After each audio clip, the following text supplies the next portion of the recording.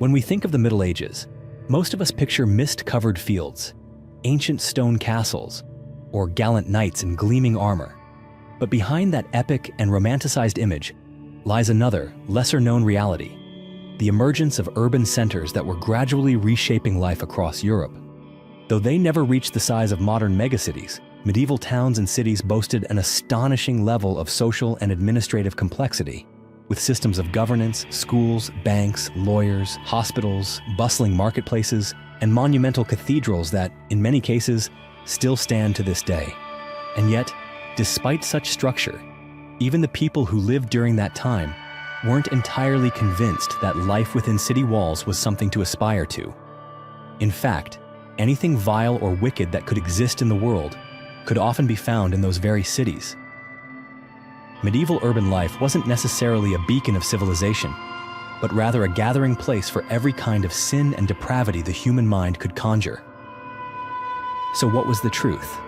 Let us turn back the clock and uncover the hidden realities of life inside the cities of the medieval world in today's video. But first, you'll have incredible luck if you like and subscribe before this video ends.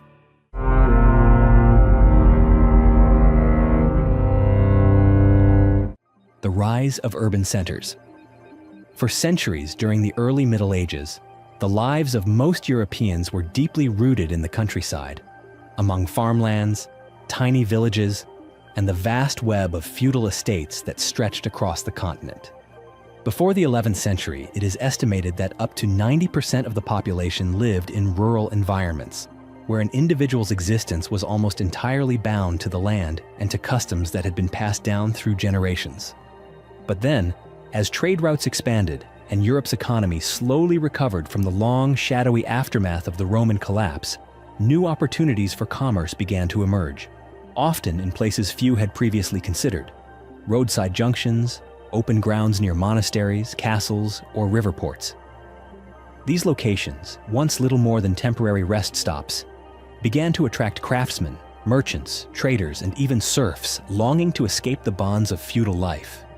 Villages gradually grew into towns, and towns into cities, enclosed by towering stone walls, fortified with guard towers and arrow slits, and accessible only through heavily guarded gates. Unlike the countryside, where one's role in life was typically fixed at birth, these fledgling cities offered something different. Here, people could alter their fate through labor, trade, and skill. Urban populations were a mosaic of backgrounds. Some were born free, but many were runaway serfs seeking liberation from servitude. And so, in the heart of feudal Europe, a new way of life began to take shape: the freedom and laws governing serfs. In the feudal system of the Middle Ages, a person's station in life was not determined by talent or hard work, but by the place of their birth. For those born into serfdom, life was confined within a strict and unforgiving framework. They were tied to a parcel of land owned by a lord, and were required to work it in exchange for the right to cultivate a small portion to feed their families. They were forbidden from leaving the estate, could not marry without permission, and had no right to choose their own future. And yet, even within such a seemingly inescapable system, there remained a narrow path open to those who were bold and yearned for freedom. According to an unwritten but widely accepted rule across many European cities, a serf could become a free person if they managed to escape from their lord's estate and live in a city for 1 year and 1 day without being captured. Once that threshold had passed, no one, no matter how powerful, had the legal authority to force them back into servitude. But of course, this was far from easy. A fugitive serf could not risk revealing their identity. Registering their name in the city's official ledger was tantamount to sending a personal invitation for the estate's authorities to come and seize them. For this reason, many cities developed informal lists, underground rosters, of runaway serfs. These individuals often hid in narrow alleys, quietly waiting out the days until freedom. Some city officials, keenly aware of how essential labor was for urban growth, actively supported this practice. In certain cases, estate managers were even bribed by city administrators to encourage serfs to abandon the fields and move into the towns. The scale of medieval cities. When we think of cities in the modern world, names like New York, Tokyo, or Delhi instantly come to mind. Towering skyscrapers, sprawling transit systems, and millions of people packed into every square mile. But if we turn back the clock to the Middle Ages, the very concept of a large city looked entirely different. By today's standards, medieval cities were remarkably modest in size. Throughout the 13th century, even the most developed urban centers would scarcely reach the size of a modern-day town. London, the beating heart of the English kingdom at the time, was believed to be home to roughly 80,000 to 100,000 residents prior to the Black Death in 1348. Compared to the vast metropolises of today, that number is equivalent to a large residential neighborhood. And yet, in its era, London stood as a towering giant in the medieval urban world. Farther north, the cities of York and Bristol, the second and third largest in England around the year 1300, housed only about 10,000 to 12,000 inhabitants each, less than a single block in Manhattan today. Across continental Europe, the situation was not much different. Bruges and Ghent, two bustling trading cities in the Flanders region of what is now Belgium, also reached populations of around 40,000 to 50,000, roughly on par with London around the year 1100. And if we expand our scope to all of Europe, by the 13th century, only about 15 to 20 cities had populations exceeding 25,000. This scarcity made large cities a dream destination for runaway serfs, those who yearned for freedom and the promise of a different life. Trade and commercial relations. If medieval cities were places where people sought freedom and opportunity, then commerce was the lifeblood that sustained them. Among the cities that stood at the heart of the medieval trade network, London, Bruges, and Ghent emerged as three critical links, connecting both shores of the North Sea and fueling an economy still in its formative stages. The rise of these three cities was no accident. It was the result of a steady, ongoing exchange of goods, chief among them wool and textiles. From the lush green pastures of the English countryside, raw wool was sheared from millions of sheep, then gathered and transported to London. There, it was sorted, packed into bales, and brought to the docks along the River Thames. At the port, the goods were loaded onto ships, which followed the tide southeastward across the English Channel, eventually arriving at Bruges or Ghent, home to some of the most skilled weavers in all of medieval Europe. Upon reaching the shores of what is now Belgium, the raw wool entered the weaving workshops. In these workshops, under the meticulous care of craftsmen, it was transformed into fine textiles and later cut and sewn into cloaks, gowns, and garments worn by nobles and merchants alike. Part of this finished cloth would then fan out across the continent, reaching the wealthy elite from Paris to Venice. The rest would make its way back to England, completing a cycle that bound these cities together. The trade relationship among London, Bruges, and Ghent was not merely economic cooperation. It was a vivid symbol of a Europe slowly rising again. Perhaps for this reason, by the 12th century, the populations of all three cities were roughly comparable. Not only merchants, but also laborers, immigrants, and artisans flocked to them in search of a chance to change their fate. Filth and disease. Beneath the vibrant exterior of medieval cities lay a darker, often overlooked reality. If trade was the force driving urban growth, then the absence of even the most basic sanitation was the shadow that followed closely behind. In a world still unaware of germs and epidemiology, cities became the perfect breeding grounds for disease and contagion. Narrow, crowded streets, paved in cobblestones or hard-packed earth, were routinely flooded with mud, livestock droppings, animal carcasses, and human waste. With no underground sewage systems like those we take for granted today, residents would routinely dump dirty water, urine, or even feces straight from upper-story windows into the streets below.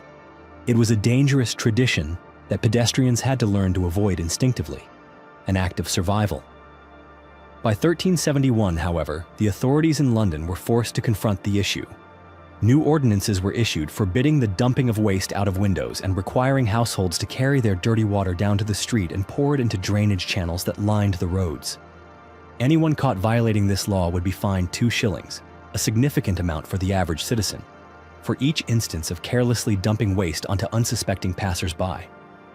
This marked not only the beginning of an effort to improve public hygiene, but also a growing awareness in medieval society of the link between living conditions and communal health. In other cities such as Coventry and York, the regulations were even stricter. Residents were required to sweep the area in front of their homes at least once a week, usually on Saturdays. Failure to do so could result in a fine of up to 12 pence, enough to make anyone reconsider their daily habits. As part of this growing wave of sanitation reform, London introduced its first municipal garbage collection system in 1372, a remarkable advancement in urban management for the time. Using 24 horses and 12 carts, the city began organizing weekly garbage pickups, transporting waste outside the city walls for disposal. Cities like York, Norwich, and Coventry soon followed suit. Though crude and far from a complete solution, this system represented a meaningful attempt to bring order to public life in an age still lacking in modern infrastructure. And yet, despite new laws and reforms, reality remained difficult to manage. Every day, hundreds of newcomers from the countryside poured into the cities, bringing with them not just goods, but also dogs, horses, pigs, chickens, and with them, filth, refuse, and disease. It was a flood of humanity that quickly overwhelmed even the best efforts of the city's street cleaners. Violence and punishment. Medieval cities were not only centers of religious life and trade, they were also hotbeds of conflict, where clashes and disputes often ended in bloodshed. As more and more people crowded into confined urban spaces, the tendency toward violence grew stronger. By the late 14th century, rates of serious crime had surged, ranging from theft and assault to outright murder. But what was even more striking than the number of these incidents was the trivial nature of their causes. A petty argument, an unintended slight, or even something as mundane as a misplaced pile of garbage could cost someone their life. One particularly notable case occurred in 1326, when Johann Tully was thrown to the ground and killed after urinating from an upper-story window late at night. In another case, Roger Styward, an eel vendor from Hampton, was chased down and beaten to death for dumping rotten eel skins in front of someone else's shop. No one can say exactly how many times William Emery, a poultry seller in London, had been reported by his neighbors for tossing dead birds and horse manure into the street. On one occasion, he even dumped a vat of horse urine, fermented for weeks, into the middle of the road, creating a stench so foul that no one dared pass. His story ended when a neighbor took justice into their own hands and killed him. Amid this growing chaos, the City of London introduced a special policy in 1414. Anyone who reported illegal dumping would receive a reward of 2 shillings and 4 pence, equivalent to nearly £100 in today's currency. In addition to that reward, the informant would also receive an extra 12 pence, drawn directly from the fine paid by the offender. This policy significantly curbed the act of illegal dumping, and, in turn, helped reduce the violence that so often stemmed from these seemingly minor transgressions. Urban economy and culture. Each morning, from distant countryside hamlets, farmers, hunters, herders, and small-scale traders made their way into the city, bringing with them chickens, pigs, milk, animal hides, flour, and herbs. They came not only to sell, but also to buy or barter for essentials such as forged knives, pottery, cloth, wine, and news. It was this constant, cyclical exchange that created an interdependent economic ecosystem. Within the city walls, the urban social structure was clearly stratified, reflecting not only economic power, but also political and cultural influence. At the top stood the landowning elite, individuals who held property and occupied key seats on the city council. Alongside them were prominent merchants and lawyers who helped transform the city into a center of commerce and legal authority. Beneath them was a rapidly growing middle class composed of skilled craftsmen, blacksmiths, carpenters, shoemakers, jewelers, as well as small merchants who worked in market stalls. These individuals often lived and worked in shopfront homes, where the ground floor served as a storefront or workshop, while the family resided on the floors above. This mixed-use model of production and living remains visible in many European cities to this day. And finally, at the base of the urban pyramid were the unskilled laborers, porters, cleaners, livestock handlers, and hired hands. But perhaps one of the most vivid and lasting reflections of the medieval urban economy and culture still exists today, etched into the very street signs.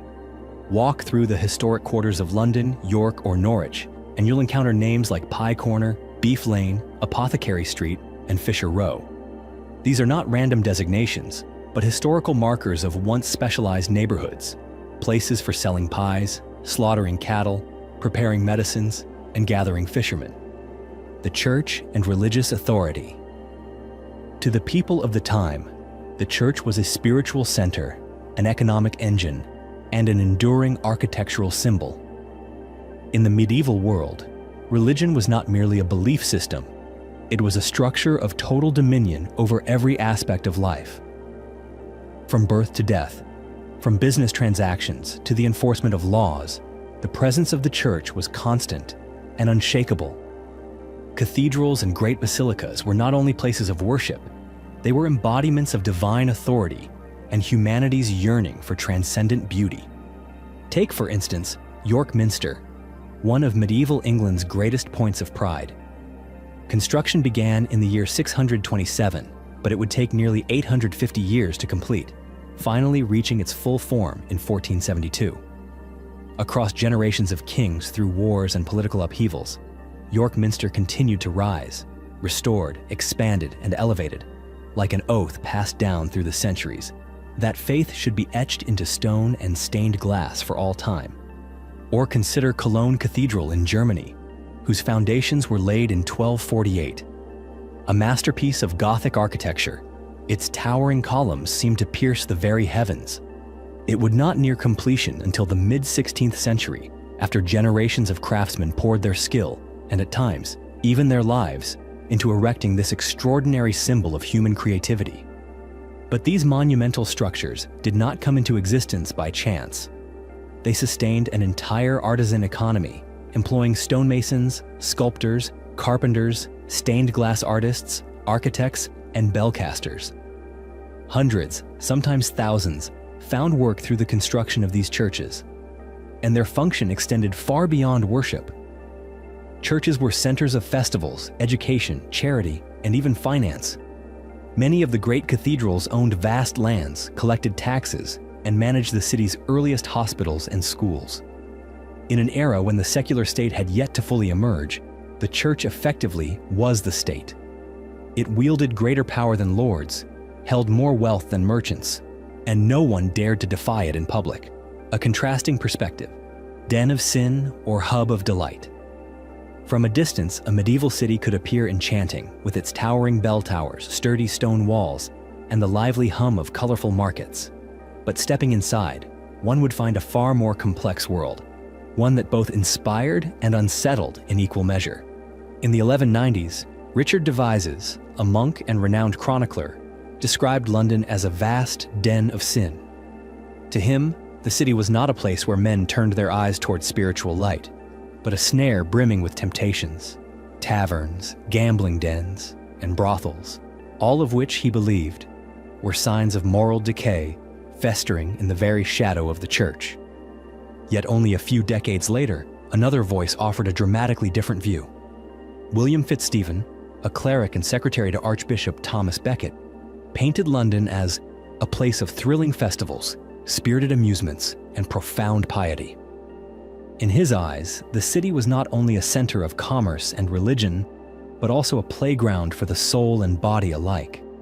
He described young men gliding across the frozen Thames in winter and kicking balls in summer, activities that brought vitality and community to the city's inhabitants.